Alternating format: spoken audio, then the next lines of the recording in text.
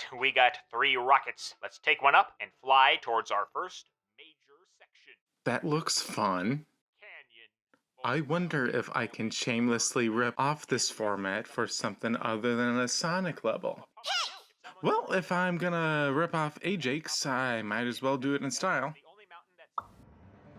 A Hat in Time. It's by far my favorite video game ever. A Volta. It's snappy, charming,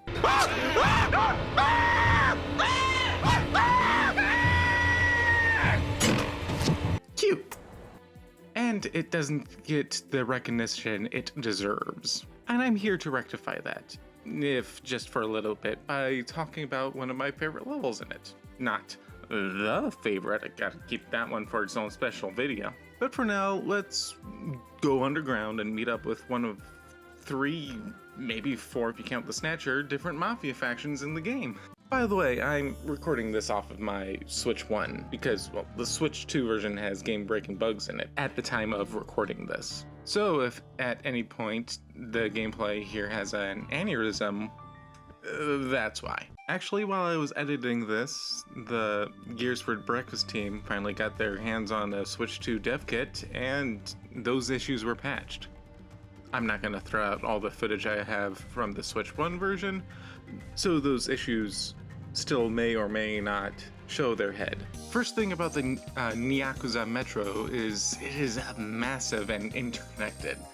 You can go from yellow to pink, pink to green, etc, etc, etc. Now, as a big fan of 3D platformers, they are my favorite genre of games, I find this level design great while playing.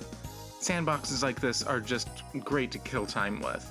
But as a writer for a level breakdown YouTube video, it's intimidating. How do you break down an open world level like this? That's the neat thing.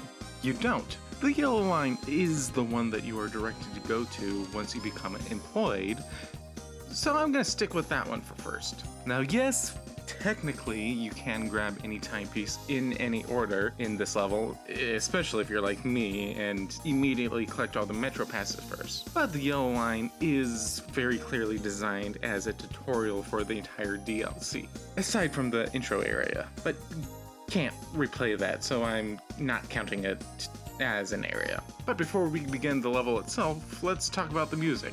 Well, it may not seem evident from my Sonic character theme ranking video, but I still don't know much about music theory, so I can only tell you what I feel when I hear the music and how well it meshes with the level. The song that plays in the Yellow Overpass station is Nyakuza Metro. It really just hammers in how the yellow line is meant to be the first one to go on. The melody is calming in the way that mass travel likes to put you into a trance, especially if you have a long commute and or a layover.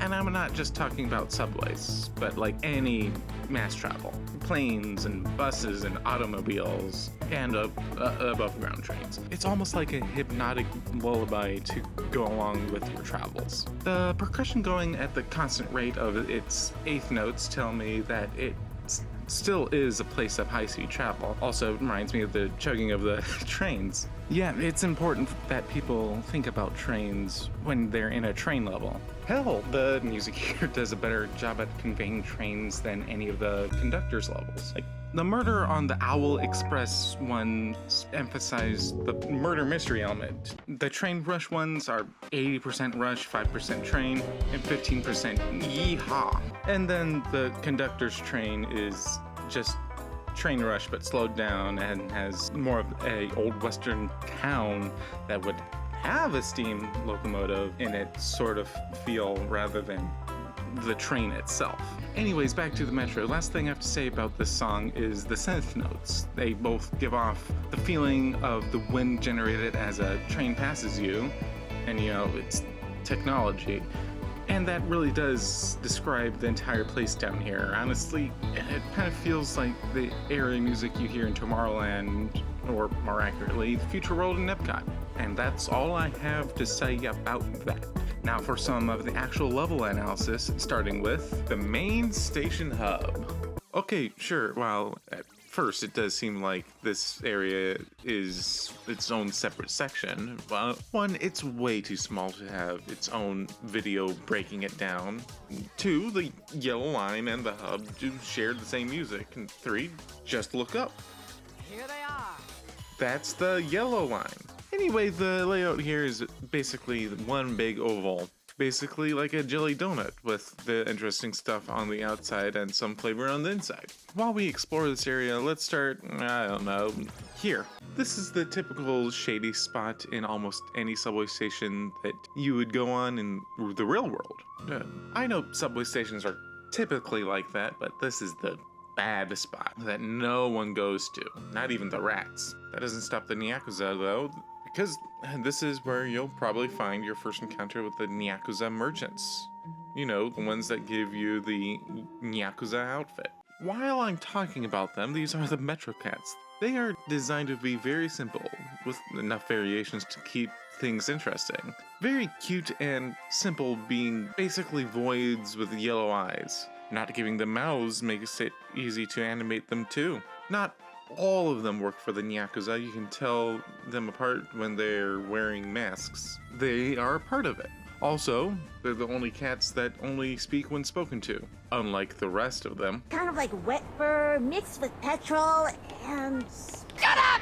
I really like this small square. It's got a good bit of storytelling with this wall here and how the rooster painting is faded. You can really tell that Gears for Breakfast put some real thought into this whole level all over the place. It's given me a story like it's a ramen place that went out of business, and the mural that they had on the side of their building faded, and the actual owners of the subway never bothered to get rid of the portrait. That's some fun world building that they put into this level. And you'll find other faded murals like this all over the metro. Going out into the main section of this hub here, we are greeted to the enticing lights of the station gates that only open up when you have the corresponding color of Metro Pass, but let's not worry about that right now.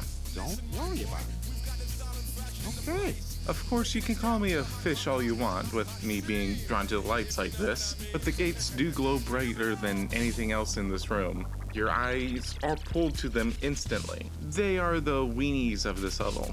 If you don't know what a weenie is, it's a Disneyland term. It's the main thing in different lands that draw you deeper into each land. Uncle Walt called them that because of how he noticed how fixated his dog would get onto hot dogs. In real life, there are things like the castles or the Astro Orbiter or Spaceship Earth, and in this level, it's these gates here. And while we're on the subject of weenies, the other levels have the geyser and boat, the tree, well, and manor, each of the 4 peaks, and the pool. Battle of the Birds and Time's End don't really have any due to how they're structured. Of course, if you have ever played this game and gotten to this level, the place that you're most familiar with is right here as well. The jewelry shop, which I only read the name of for the first time while making this video, is Le Felin. That is an incredible pun, being both French for feline, and it also looks a lot like felon, both words that very much describe the store owner, the Empress. She is one of the best designed villains in this game. I'm pretty sure she's based off of the same type of cat that Beerus was designed after, but with more visible battle history than that God of the Destruction will ever have. What with a big chunk of her ear being chewed off, the scar on her neck and clavicle and across her eye, you can clearly see she either just has heterochromia, or I prefer to think she's blind in that eye, and still runs 2 successful businesses despite her disability. Representation for the win. Her jacket that she wears is cool too. It's giving off a Cruella de Vil vibe, making her look bigger than she actually is with her lanky body. The design on the back is, to put it lightly, tough. It's a depiction of a cat claw tearing into its own jacket. There's not much symbolism there. It's a cat that runs the local mafia.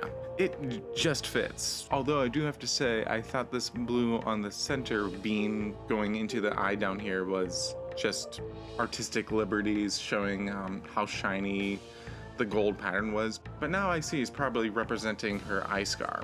The more I think about it, whatever her fight slash life she had before really hardened her into what she is today. Also, the fur pattern that she has makes it look like she's wearing pants, and that's just adorable. Her theme, which is very appropriately named after her, plays anytime you are in Le Félin, the moment you step on this blue tiling. And since it is part of the hub, let me talk about it. It really gives off traditional Japanese music vibes, but specifically in the way that feels cold and calculated, much like the Empress herself. It also has a feeling that it's a little bit off feeling, that it's not 100% authentic.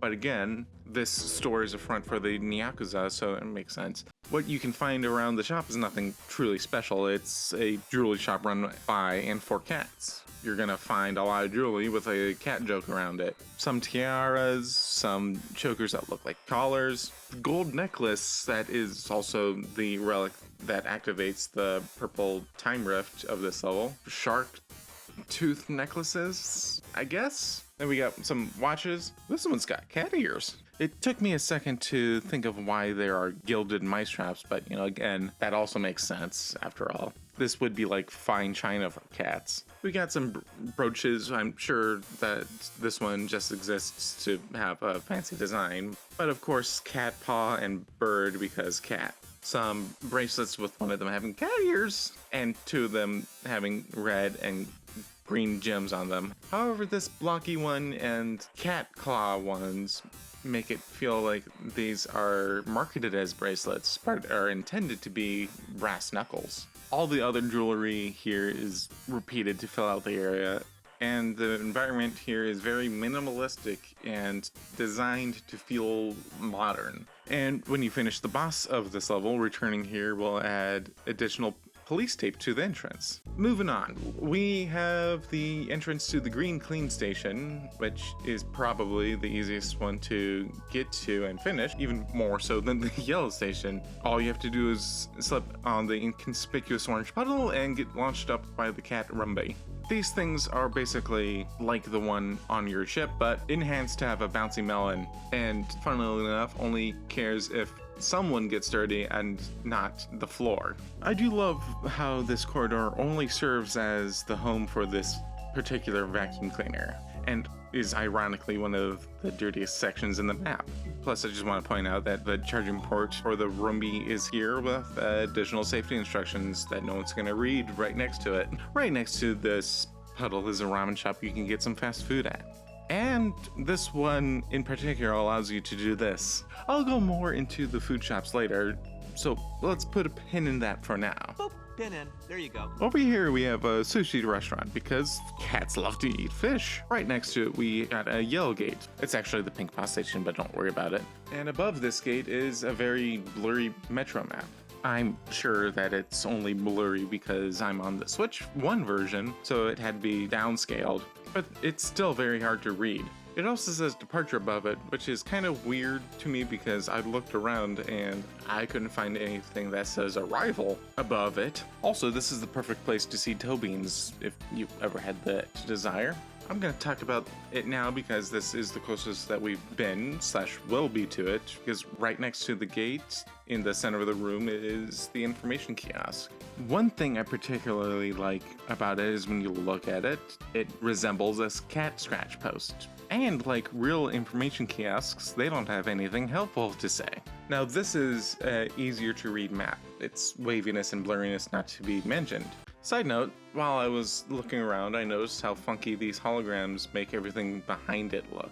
Over here, by the actual entrance to the Pink Paw Station, I want to make a quick appreciation of these posters that you will find all over the metro to make it feel more like a metro. I'm not going to point every single one of them out, but I will dip into pointing ones out that I just particularly like. Also, I am surprised you can't jump through this balcony from the other side of this barrier. It's very easy to get up here from on top of this tempura food truck. It just has an invisible wall preventing you from going back into the hub from here. I guess it's to prevent you from getting into the Pink Paw Station before you have the Metro Pass, but I have tried and I've tried and I've tried, but From what I can tell, you can't even get close to this balcony from the hub side of the gate. And then we turn this corner here, and if we look back, and hey, that's the level loading art. Yeah, it's not exactly one-to-one, but I'm gonna chalk this up to the loading art being made early on before the final layout of the Metro was set down. Also, I once made fan art of this when this DLC was still new. Also, this is where I figured out that the camera badge doesn't make everything pause. And because this is technically the entrance to the Metro, we got ourselves one of those beckoning lucky prosperity cats from Japanese culture. Also, some graffiti of the Empress of what she would look like without her jacket. Also, this is probably depicting the moment she got her scars. Here's a generic food cart right next to the entrance to the Bluefin Tunnel. Now, I understood the names of all the other stations. Green Clean because rhyming, Pink Paw, that is cat related, Yellow Overpass is Metro sounding, but I didn't understand why the Bluefin Tunnel was named as such until I was writing the script. And even though I'm a big fan of eating fish, I don't know the names of all of them. Turns out bluefin is the most common of the large tuna, and it's named after a fish because cats love to eat fish. Also, right next to it is one of the only other English name stores in the Metro with Ora Min. I understood that reference. Down here in this corner is a weird section because all there is a baked potato restaurant and another ramen restaurant. All in all, it is still a nice area to be in. I've been in worse. I'd be surprised if there wasn't someone out there with a tattoo as sick as this.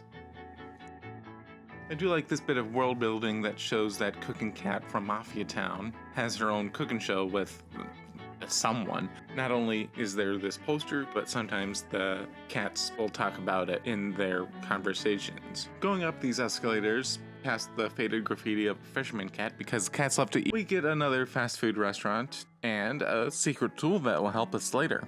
Do you think this is like an advertisement for moving to or vacationing at Catch Village in the Alpine skyline? Last thing to point out in this section is the surprisingly empty bench for how populated this metro is. Whew, that was a lot, and only in this small section of the level. But now that we've done a full loop of the hub, let's move on to the food corridor. Okay, it may not seem all too important, it's just a straight line, but it's important enough. This is where most people are likely going to encounter their first food vendor in this level. They are in the line 1, 2, 3. The food vendors act as places to quickly restore your health if needed. Kind of like heart ponds, but more plentiful with the price of money. Plus, if you get a combo, like a burger and fries, you get rewarded with a sticker for your first time discovering it, and, more importantly, an extra hit, even if you're on assist mode. This is the reason you want to stop at these restaurants whenever you can, because if you're like me, you're gonna need that extra hit point. That plus you get a pithy comment about whatever food you decide to purchase. Tea, a hot drink made from boiling water and leaves of plants. Great for getting warmed up on a cold day, either when you drink it or when someone bumps into you.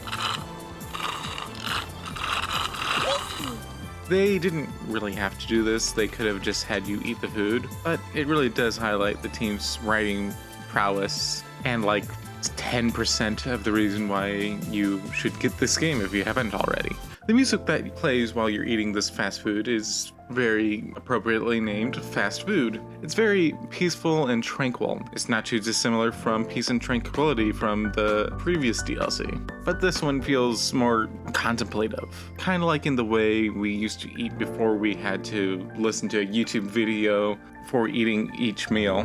By the way, thank you for choosing me for your meal. Although I will say it doesn't really feel too much like you're eating fast food. Fast food to me would have more low brass. This feels more like fine dining. But I do suppose Hat Kid is a kid, and I suppose to her, McDady's is the epitome of fine dining. Hey, we still haven't eaten yet. Let's hit McGiggity! Yeah! Well, now that we've done that treacherous 200-foot hallway and gorged ourselves on some food, let's hop on a train and move on to the Commuter Ride. This is effectively the real tutorial about train surfing. In the prelude section, you did surf on trains, but there weren't any obstacles. You just got on the train and then off the train like any commuter would, except for the word on in a literal sense. Here though, once you hop aboard this train, the camera automatically turns to show you that there are now obstacles up here. It's these neon signs that just barely clear the top of the train. Of course, the devs aren't just blindsiding you with a sudden sign to the face. They gave you roughly 2/3 the length of a train to recognize the incoming danger, assess it, and then move out of the way. The first sign covers half of your safe space to the right, so you instinctively move to the left. And if you don't, that's how you learn to avoid the signs. But then again, you can't even attempt this level without obtaining 20 timepieces already, so this is not our first rodeo. We know how to avoid things. There's less distance between the first and second sign, roughly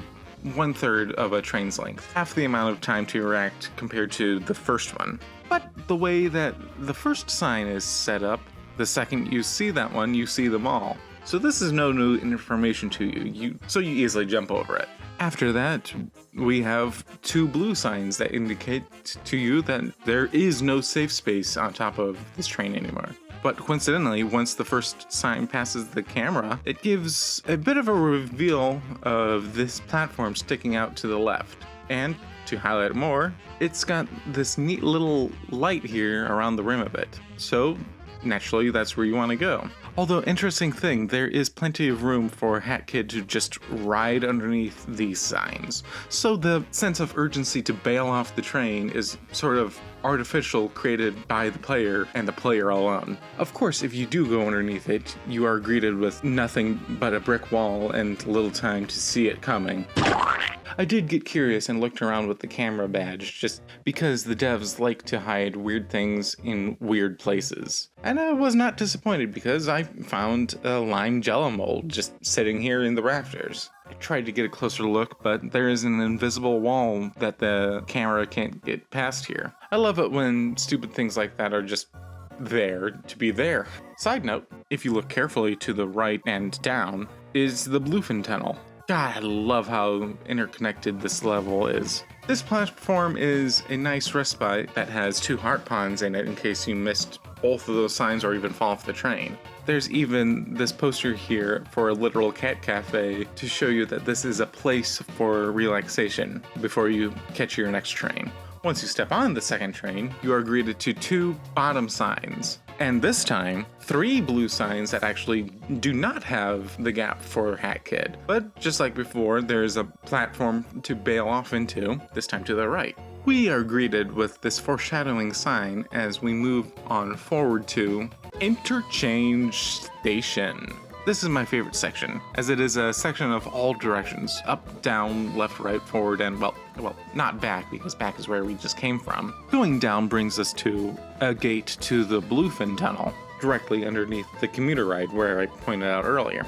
Going over this train and to the left is the Green Clean Station, and also the spawning location for the purple timepiece of this level, which I'm going to save as a part of the Green Clean Station because that video is going to need some extra padding. To the right is this really nice reveal of the sort of hidden manhole cover. We'll get there when we get there. Going forward gets us to the gate back to the main station, but the direction we're looking to go right now is up into the Final Commute. Climbing on top of one of these 2 food trucks and then bouncing on the spring that will either get you on top of this train or, if you're unlucky, underneath it. And immediately you are greeted to the sight of another train going the opposite direction. Your first and correct indication is to jump onto the second one, but let's not do that quite yet. And let's ride the first train for a little bit until we get out here where we notice this secret platform with a food truck,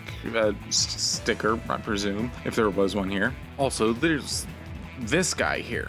You look like you have taste. What's the best series of Agile Supreme? Ah, good. You're a smart kid.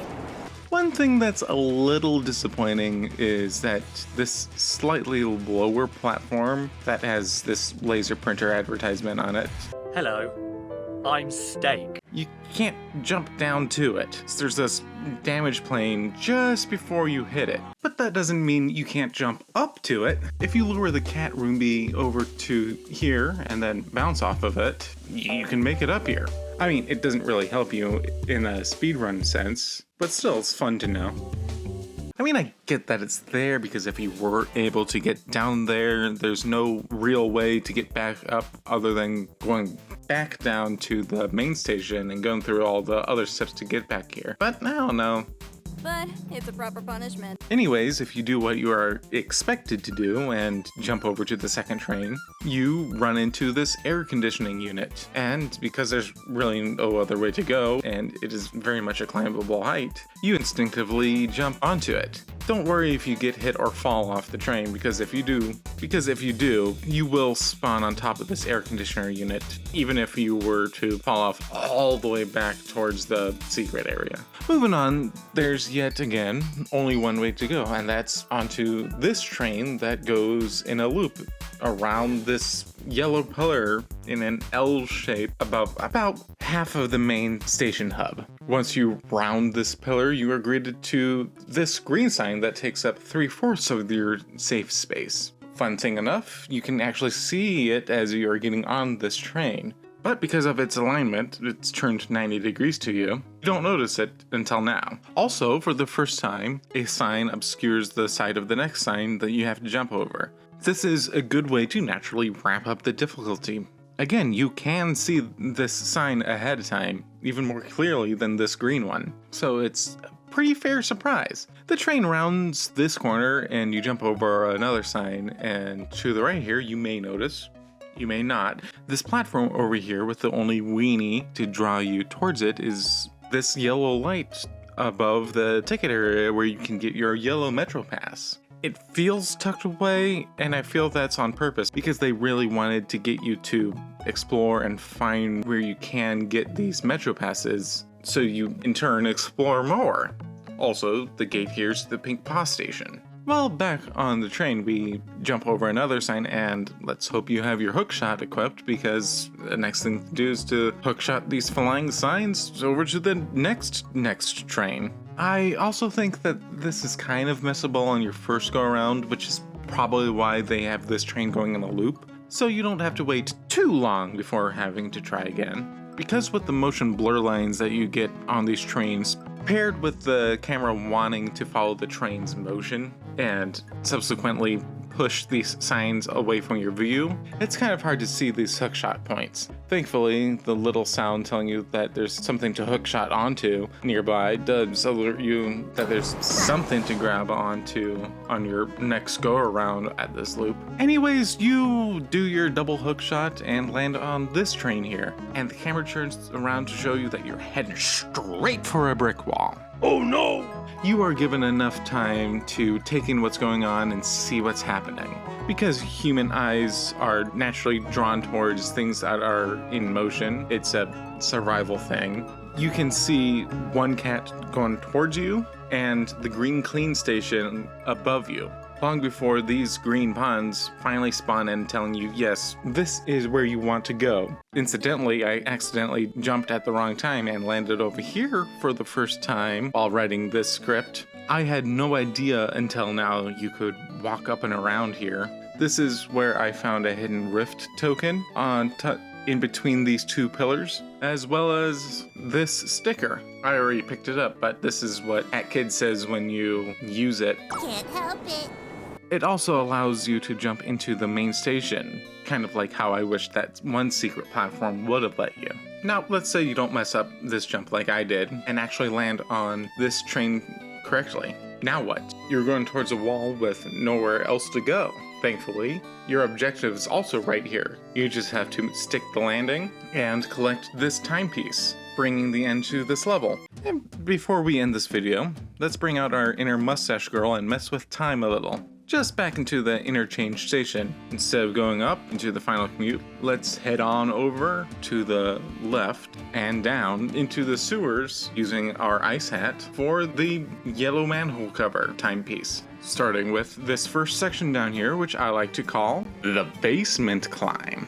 But before we begin on the level design, I want to talk about the music of this area. This is where the song Nyakuza Manholes plays. Actually, all the manhole levels share this piece of music. It's very funky, I should say. It doesn't really feel much like it's connected to Metro music, but it does give off the vibe of a secondary area. I don't really know how to describe it beyond that. It's more like these are premium special levels, sort of like the way that they treat floodless areas in Sunshine. Now, what about the area itself? You are spawned into an even more underground version of the underground. You can see all the pipes behind you all exposed like that, and in front of you there is this cafe that one poster was advertising. All you have to do is climb up and out by jumping on top of this vending machine, which I want to pause here for a second, because I only noticed that while writing the script, these vending machines are filled with presumably canned fish, like sardines or tuna, and something like Pringles and multicolored hamburgers. It's just an interesting detail to point out. Anyways, you climb on top of it and get on over to this sign and jump on top of this roomie. It doesn't really matter at what point it is on the line it's vacuuming. It will always bring you to this same spot in this hallway that tells you to keep wall climbing to a minimum. How about I do anyway? The wall climbing is one thing I don't really like too much about this game, because at any time while you're climbing up the wall, Hat Kid can change the angle she's climbing up and make the jump wider or shorter than you were expecting. Sure, the running up the wall can help a little bit, but the jumping part feels like a big struggle where you have to fight with the game mechanics sometimes. But once you successfully get up here, you are greeted to Trainspotting Junction. It's not too difficult, it's just a lane of 3 cat trains that you have to cross the street of, or tracks of. You either just gotta put on your sprint hat or time stop hat to get through it, or alternatively, just rush through it. You have just enough time to make it through without being run over. But those 2 hats will give you a good sense of mind and safety to get through it. And once you are in the observation room. This room is interesting, not how you traverse it. It's just a wall climb to a roomie bounce that leads you to another roomie over to this platform, and it's done. Whoop-de-fucking-do. But what's in it is quite interesting when you look back at it. And I'm not just talking about Years for Breakfast being based, but in the windows on either side of the trans flag here. If you put on the camera badge and take a look into them, you can see 2 interesting looking characters. To the left you see this woman in a witch's hat and either a kimono or a serapo or a poncho. It's kind of hard to tell with how far away you are limited to being. Also another Jello mode. To the right here, we have some sort of robot-looking thing in a tux and a happy mask, holding some heart-shaped balloons and surrounded by some normal-shaped balloons. I have no idea who these characters are. I see constant conflicting testimonies to what they are. I see people saying that they are part of a now-defunct ARG. I see people saying that they are Kickstarter backers. If anyone knows the story of these 2, please be sure to say in the comments. Anyways, let's move on to the next section, which I like to call the train climb. Starting from the platform that we ended up in at the end of the observation room, you just have to make a quick jump over the Trainspotting Junction to make it to this platform where... Whoa, buddy, you good? You know the yellow line is here for a reason. Anyways, all that's left to do is to jump onto this train.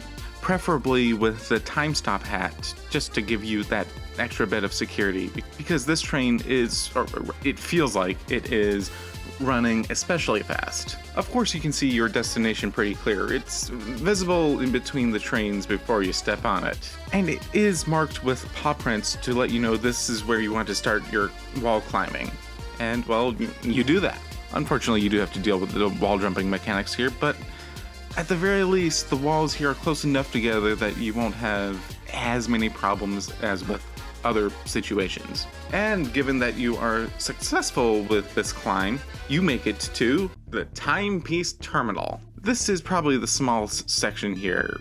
I honestly could have added it in with the train climb, but I wanted to highlight it because it's very nicely themed. It's just a seating area for this burger shop over here that has a line of customers that don't really know what they want to order for the ultimate immersion. Above it is that same advertisement for the Cat Scratch Village twice, but sandwiched in between them is this one for Deadbird Studios. It does feel more geared towards the conductor rather than DJ Grooves, but then again, I do suppose the studio itself is in a desert area, so yeah, okay. All that's left is to go into the center of these dining tables and grab the timepiece, thus tying up the yellow station with a nice bow. And with the yellow line all being tied up, that's it. That's my breakdown and analysis for one of the best design levels in one of the best design games ever, of all time. Now, it may have been ripping off the idea from Ajax, who you should see his videos if you haven't already, and you may have noticed I haven't actually stuck with his formula, and that's not going to change now. I'm not doing his how does this level make you feel shtick. However, if you want to tell me how it makes you feel, go ahead, leave a comment, and while you're down there, subscribe and whatnot. But yeah, TLDR, it's a good level, good game, get it on anything, revitalize the fandom. Next video is in the works. I don't want to spoil anything, but it is going back into the roots, making another ranking video, and hopefully this time it's not going to be months away. See you then. Stop recording.